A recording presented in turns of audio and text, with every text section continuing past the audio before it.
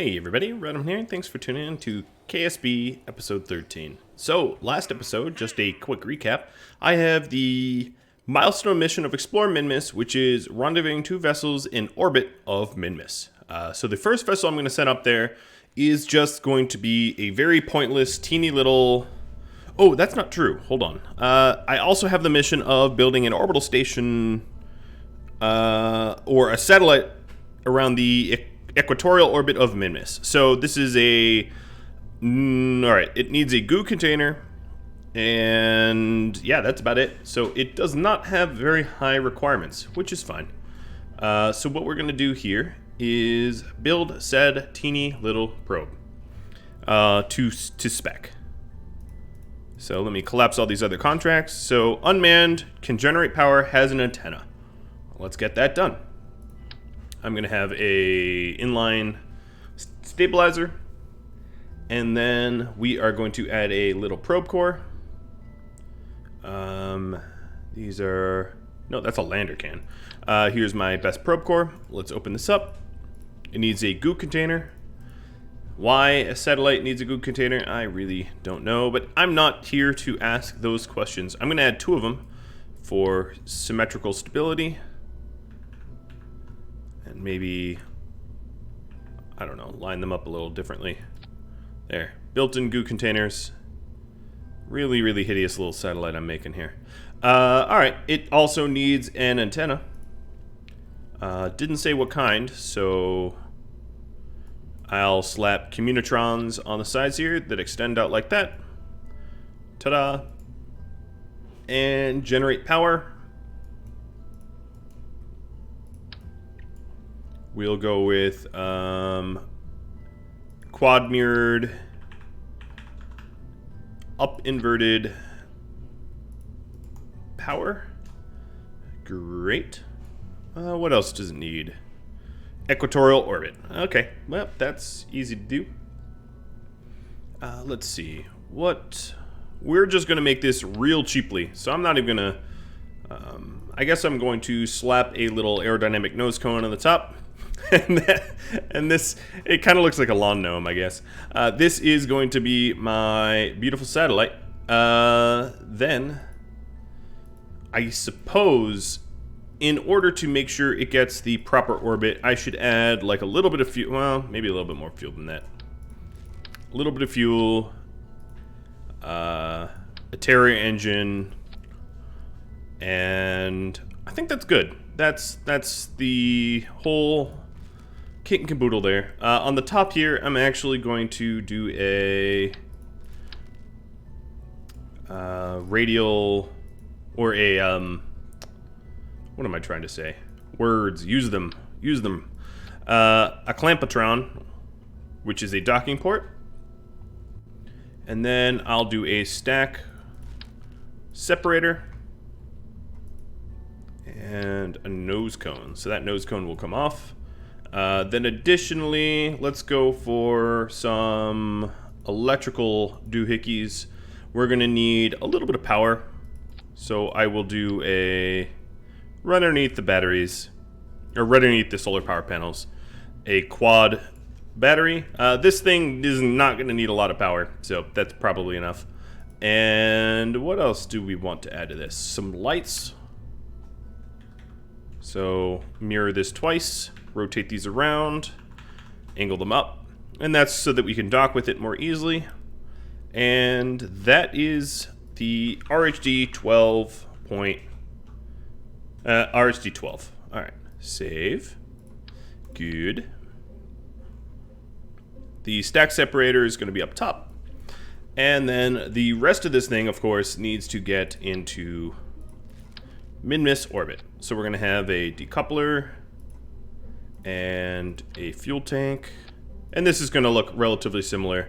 I'm just making the... This thing's pretty light, so maybe a skiff engine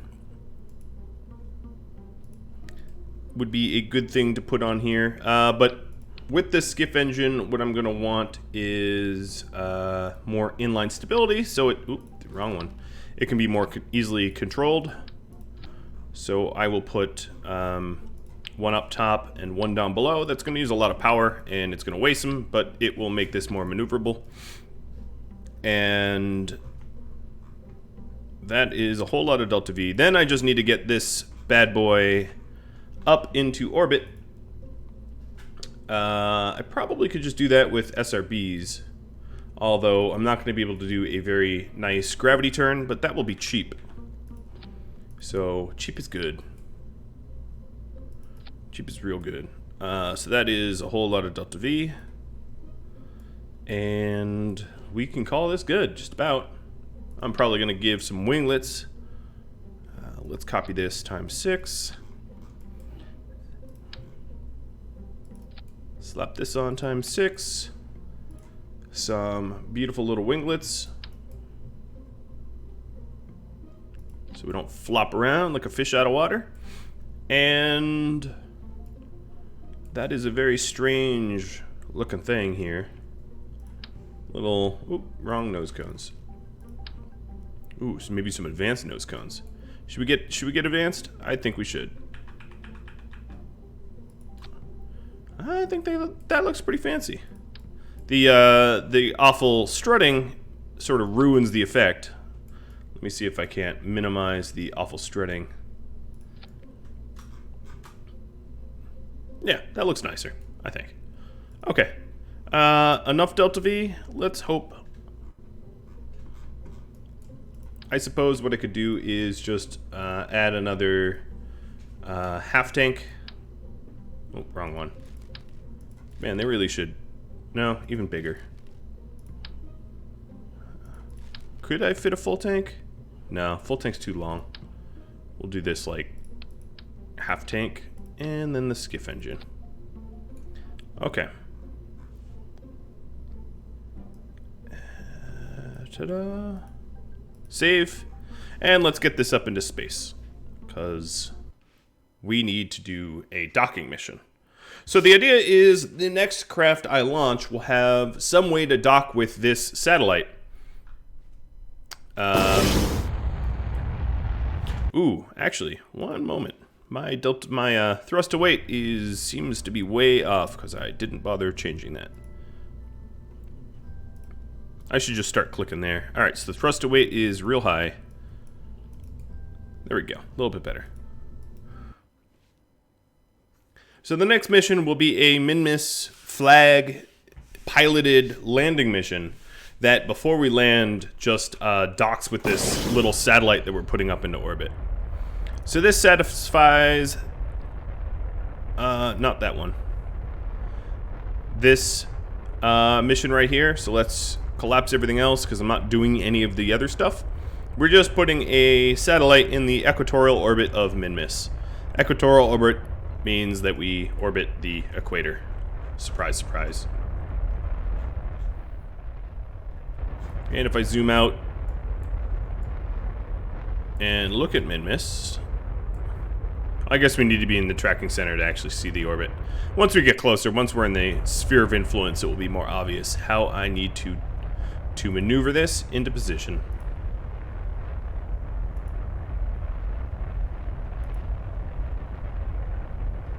We're actually tilting the wrong way to 270, so let me correct that a little bit. Even these teeny little winglets give me some sort of semblance of control on this thing. Albeit not a whole lot, but enough. It's also, compared to some of my other crafts, sort of more aesthetically pleasing. I think that's been a complaint. The thing is, I'm trying to be entertaining here and have fun. I'm not trying to be very scientifically accurate. I'm not replicating Saturn V. I'm not, you know, trying to be the next SpaceX. I'm just trying to get to space by blowing things up beneath me and pushing the right direction. And in that, I think I'm relatively successful. Whoa, Jesus. The issue with this craft is its thrust-weight ratio is pretty dismal. 0.48. Actually, truth be told, it might be really the wrong engine that I put on this thing. We'll have to see. I have a lot of delta V in this engine, but it doesn't push out very much thrust. It's efficient, though. And cheaper. I'm angling down to sort of balance it out. We were angling up for a bit. So this is one of those kind of missions where I'm probably going to need a constant burn. AKA no maneuver, just keep burning, burning, burning, burning, because it doesn't have enough thrust. In fact, I'll start pointing upwards. Buy me a little bit of time.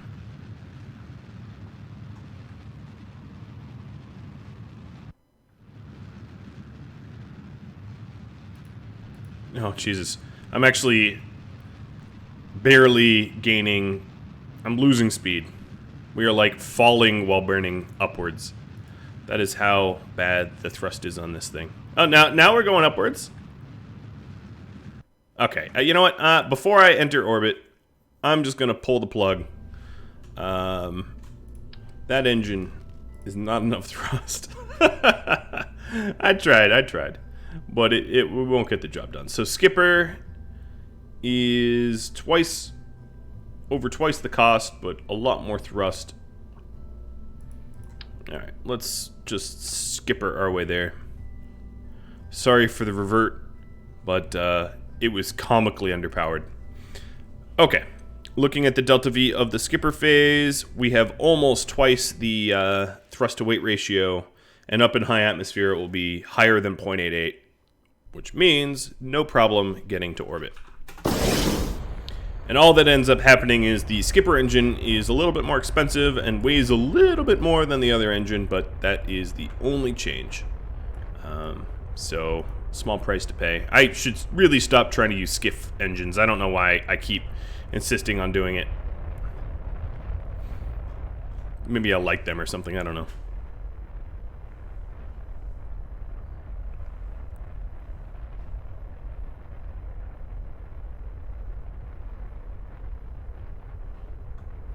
So given the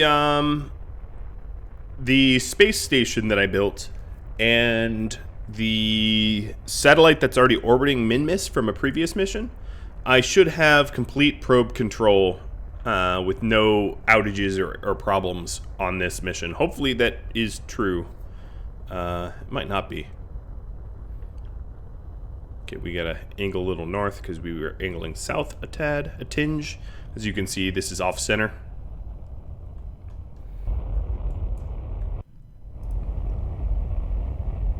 Nice deep rumble there.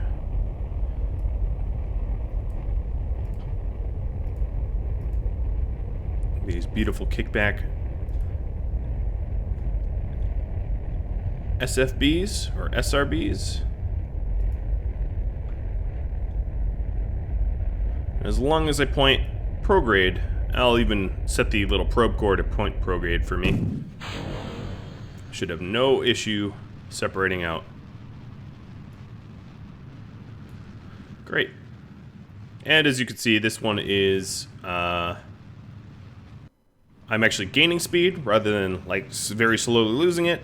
If we check the thrust weight, it is above 1, meaning that I could land on this, I think. It's sort of variable given the elevation. So it might, at sea level, my thrust to weight ratio, I think is 0.88. But on a less fuel, like if I burned off some of the excess fuel, it would be lower than that.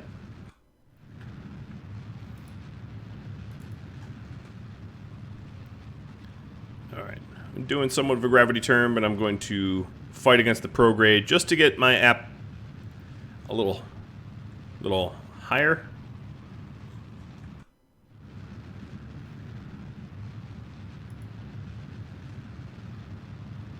Checking some of the advanced orbital info, like inclination and eccentricity.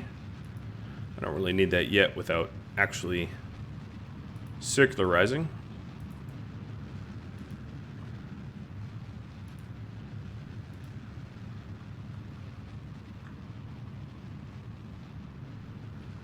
Alright.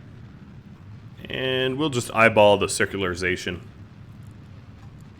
I'm worried that if I, what is our time to, our time to the APO is about 2 minutes, so that should be enough to do the maneuver and have time to do the burn.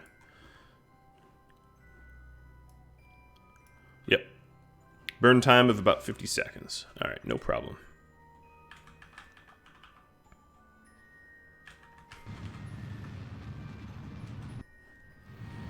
Checking for electric charge. The alternator built into the skipper is keeping this electric charge all the way up.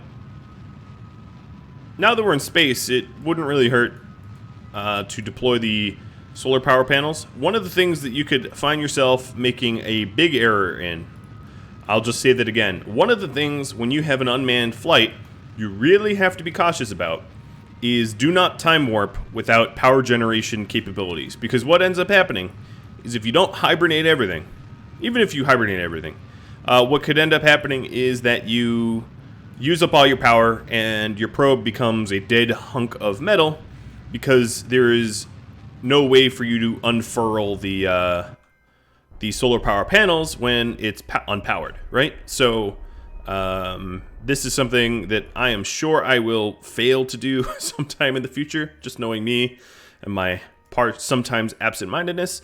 Yeah, so I'll say that one more time. Do not, I repeat, absolutely do not forget to have your solar panels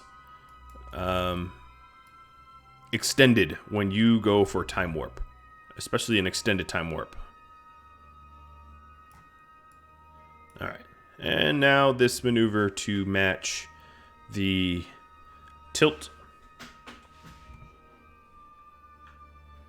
14-second burn for 283 delta V. And we still have 5.6k left. Not an issue there. The transfer burn will take a lot more than that. Now this is one of those things that I could have, when launching, I could have adjusted for. I just find it easier to not try to have a tilted, ascent that matches Minmus right from the get-go. But hey, to each his own. If you wanted to do it that way, power to you. It's more efficient.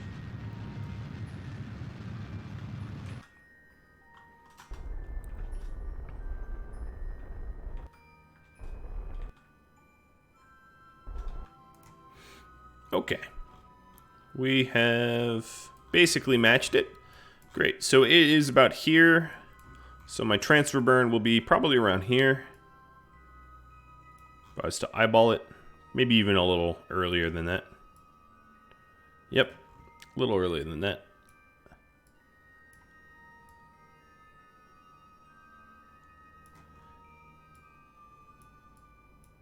Now all I'm going to do here is make sure that I get close, because I need to match an orbit, a very specific orbit.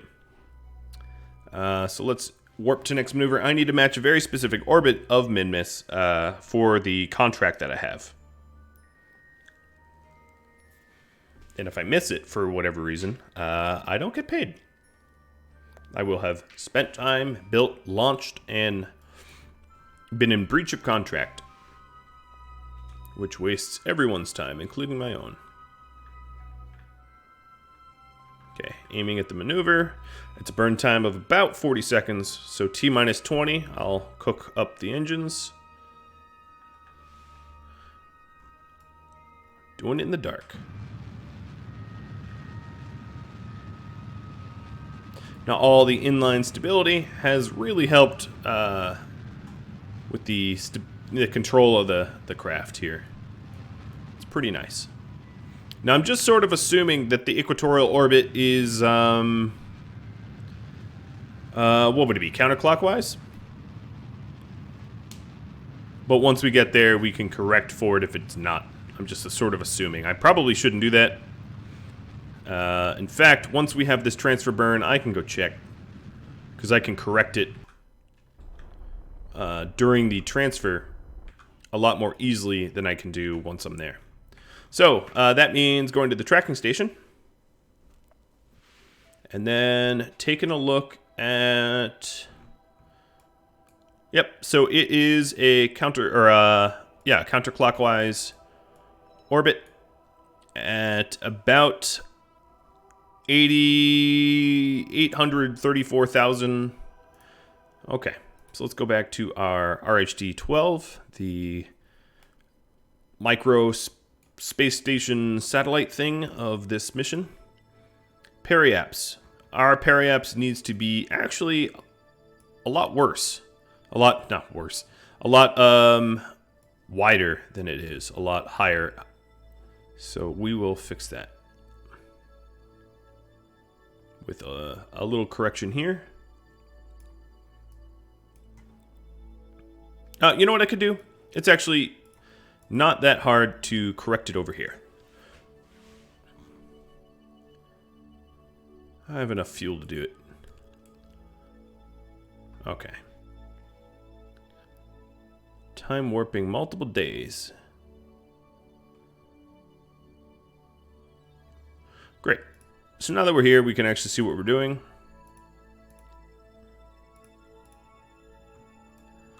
Control locked. Oh, right now I have very limited probe control. Because we don't really have any way to communicate with the probe that I have up until we get closer to Minmus into its current relay range.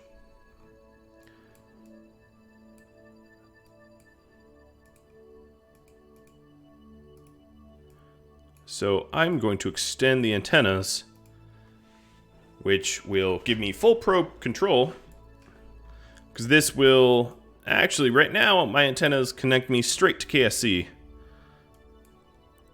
So around here, actually my orbit's a little off. Let me fix this.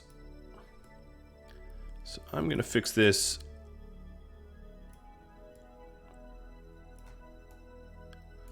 like that. First thing I'm gonna do is adjust so that I'm lining up with one point of contact with the goal of the orbit. So that's my next maneuver. Sort of.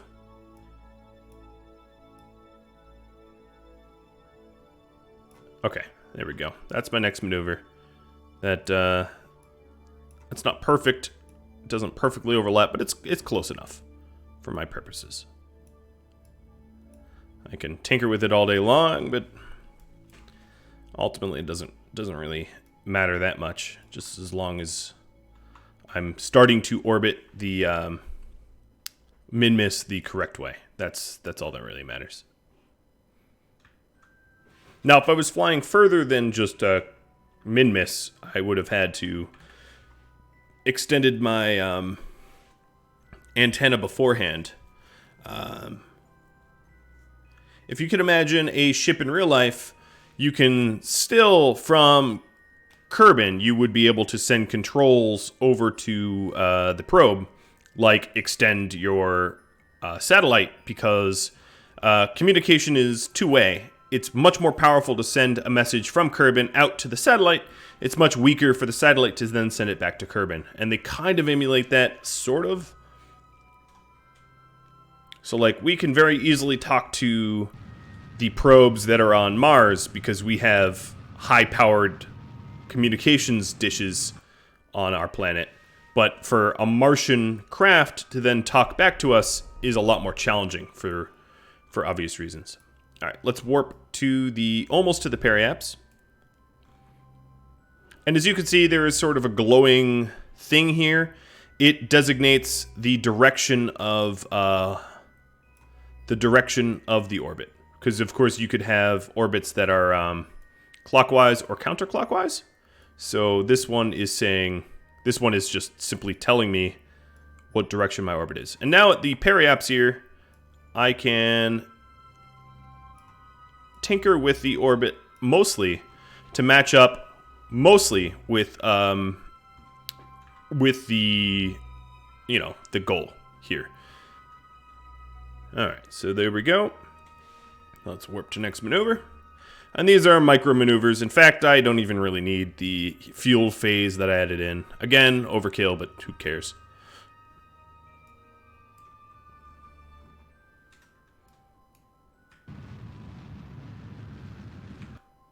All right, I definitely Overdid that a little bit.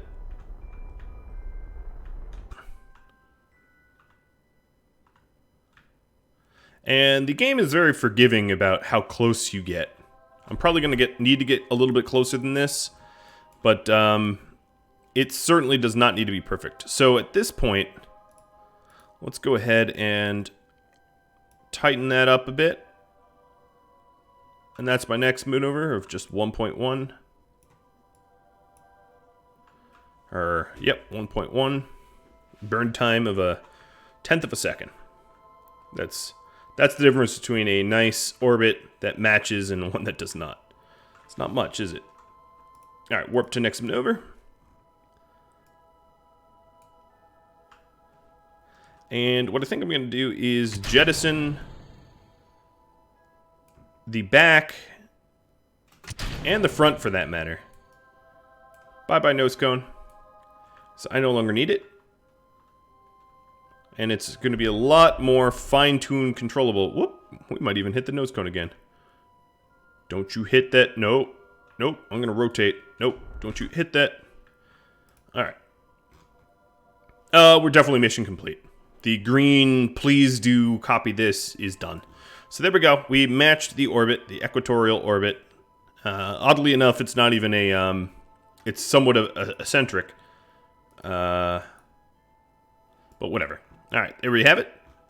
The first stage is complete, and what I'm going to be doing is docking to this thing here. I've set up my game to not have debris.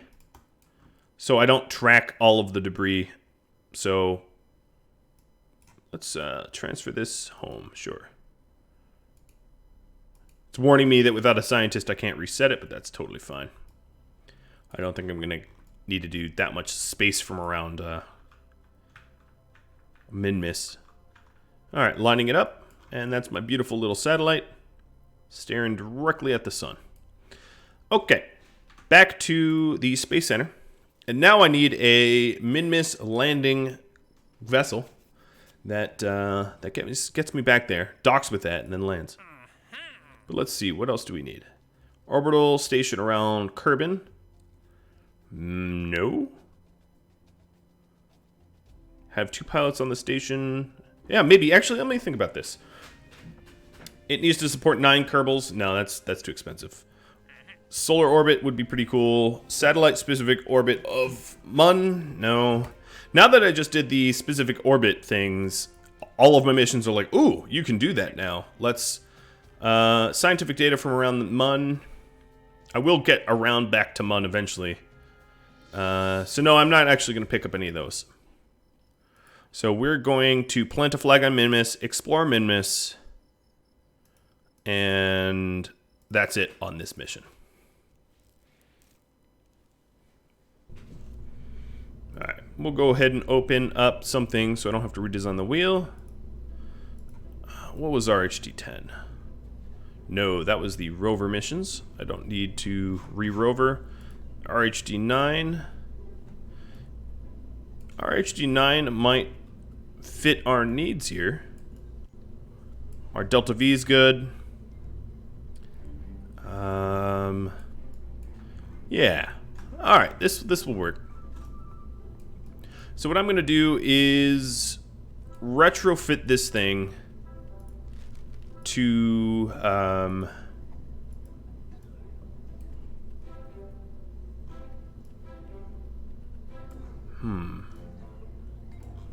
yeah, I'm going to retrofit this design a little bit. So this up here, this top part, I'll even remove this. This is what's going to be docking and then landing. So what I'm going to do on this phase is add a little bit extra fuel. Just because the docking is going to take a little oomph. So we are going to just have a little extra fuel, maybe another Terrier for a little extra bang for the buck.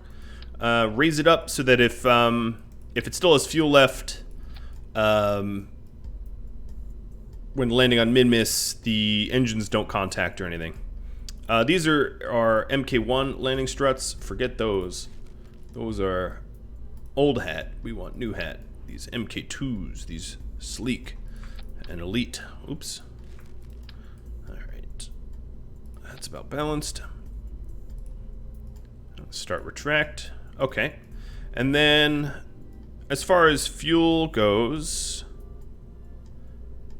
this phase goes out first. So what we're going to want is pump like that. And then this decoupler, oh, sorry. This decoupler will go first. Done. Copy the little nose cones on. At the bottom of this here, this is what's coming back to Kerbal. So at the bottom of this here, we're going to want a heat shield. I'll even add bigger than that. I won't skimp. Keep them nice and protected. At the top here, this is going to be a docking port and then a stack separator, or even, it doesn't even need to be a stack separator, just an upside down decoupler, and then something more aerodynamic. Okay, there we go. And that way it doesn't cause a lot of drag, and this pod here goes for re-entry, going butt first. We're going to want some parachutes, and put the drogue chutes on a lower stage than the rest of the parachutes. Okay. Then make sure that we don't have any sciencey stuff that we can add to this ship. So let's open this up. I know this looks weird. Let's see what we got. We have seismics, barometer. There's no atmosphere, so there's no point in that. Yeah, no, this is good. I guess that's all we need for now. I haven't unlocked the other stuff. Okay, and that is what's landing up there.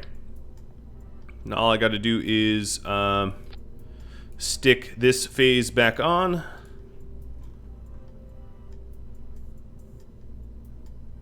My delta V has changed a little bit, but that's mostly because all the staging got screwed up. So let's take a broad look at this.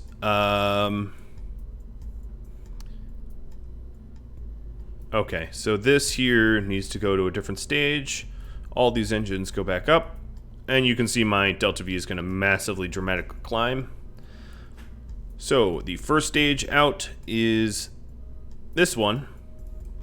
So this fuel goes from here to here. The next stage out is this one. So this fuel, I'm just doubling up to make sure it didn't get screwed up. It goes here to here. And then the last stage, what is this? Oh, that should be way higher.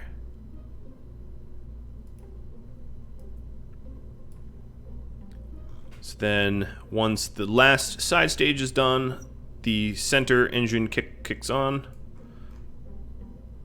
And again, this should be way higher as well. Okay, let's take a look at this. 1, 2, 3. Those 6 go. Shed, and engine. And then once this engine is empty, shed that, all these side engines, and then make sure that my fuel staging up here is good. So we have these going first, and then these going second, these going third. What is this here? That could be up there. That's going to be manually triggered. Okay, there we go. This ugly behemoth is all set. In terms of strutting, I'm going to strut these 2 new ones a little bit differently, and that didn't work.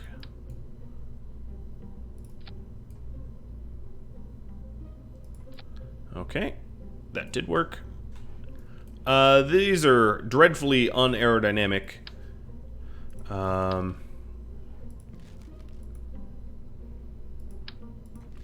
I don't really have a nose cone that can fit, that doesn't bump something else, as you can see.